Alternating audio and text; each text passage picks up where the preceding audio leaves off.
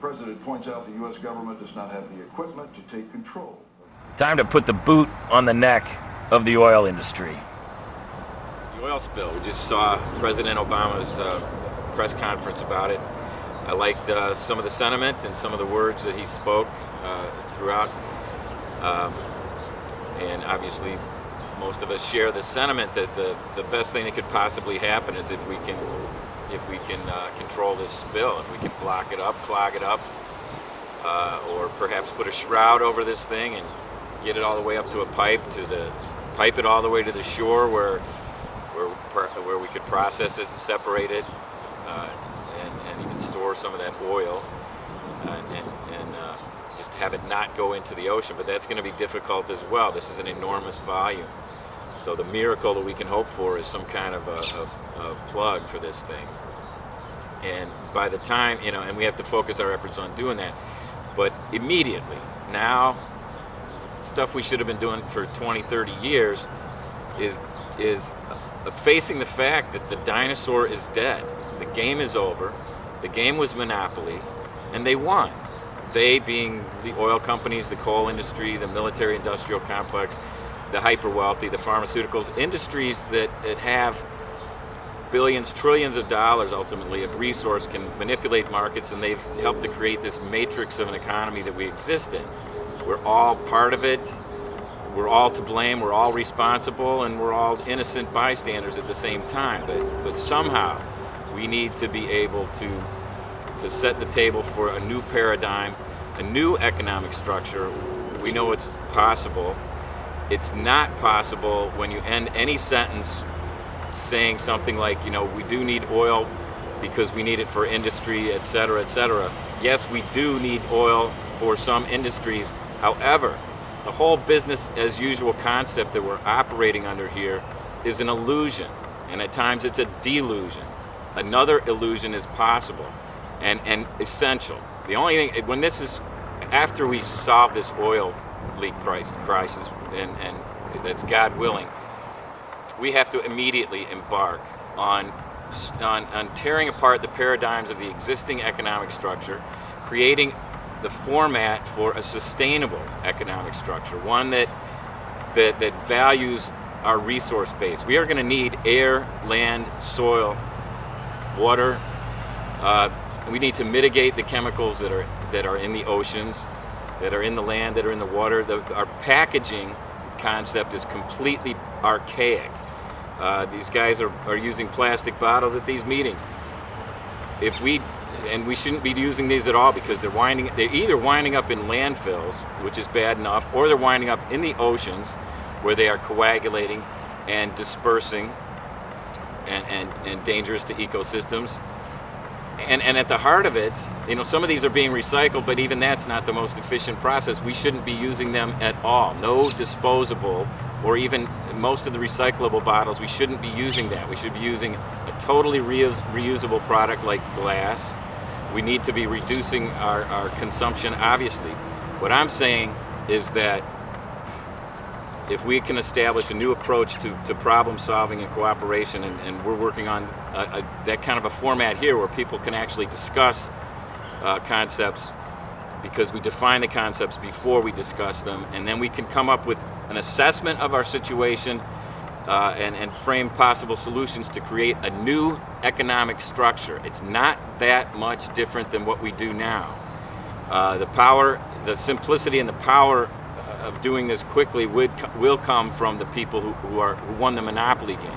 The trillionaires, the Exxon Mobils, the BPs, the CEOs of the coal industry and the owners of the coal industry, not the miners. The miners, we can find work for the miners. And any people that are working in an industry that needs to be phased out because it is simply too costly in terms of the environment and in terms of the whole economic structure. We can't be putting our money in stuff that we know needs to be phased out. We totally need to be protecting the resources of this planet, and at the same time facing human population levels. And I'm not advocating any particular solution. However, if we don't begin the discussion, then we leave the solution to Mother Nature, and she will she will simply just start to level the playing field. Stupidity reigns right now, so we need to try something other than just mass stupidity, head towards some cooperative effort of facing down our problems, facing them in the mirror, saying we are the enemy and we are the solution. We've got human population driving into all these aspects, but before we can come up with substantive answers for that situation, we need to look at a sustainable economic structure, one where what's good for the individual is good for the collective. We wouldn't have these problems with these oil spills had we been focused on a conservation-based society. Frankly, if we'd have followed some of the outline that Jimmy Carter laid out in like 1979. But since then, rather than go that route, we've been driven the opposite way because the money is so big that controls all the advertising, that buys whatever congressman they need to buy, and I think more and more, almost every American really knows this. Some people don't want to believe it. None of us really want to believe it, but there are some people that somehow it can exist like it's not really happening. Well, it's happening. We know the money that's controlling our economy and having a huge impact on the world is not just from the United States, and it doesn't have the interests of the people in mind, doesn't have the interests of your kids and my kids in mind. So we can create a structure where that is the case. Having said all that, there are some really wealthy people who are starting to maybe help this transition happen. The Warren Buffetts, the George Soros, people that realize that the games that they were playing with money, which they just did out of their best intentions, were good for them, but have ripped into the fabric of the everything. And so they're realizing this. And if these people who have benevolent souls and have a conscience and are realizing that there's a different way possible, is possible, then if they just simply get back in touch with the earth,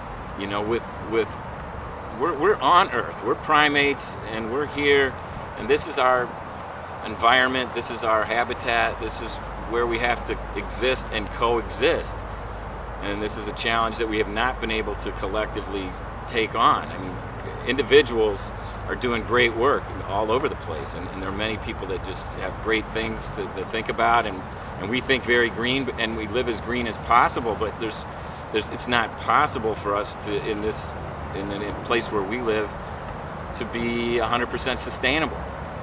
Many of the products that are available are still backwards. They're still dinosaur products. And, most of the plastics that, unless it's a truly durable plastic, it simply shouldn't be here.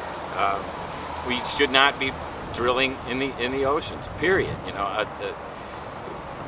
Conservation of the level that we're conceiving, and many people are, where we can reduce our natural gas, electricity, and water consumption by over 50% in less than 2 years, if the nation simply could rise up and say, you know what, this is the national mission we need. We need to have resources and air for our kids to breathe. This is a ship through space that we're floating on, and we are so fortunate to be here. This is an amazing planet, but because of our ignorance and stupidity collectively, we're decimating the very environment that we need to survive in. Peace.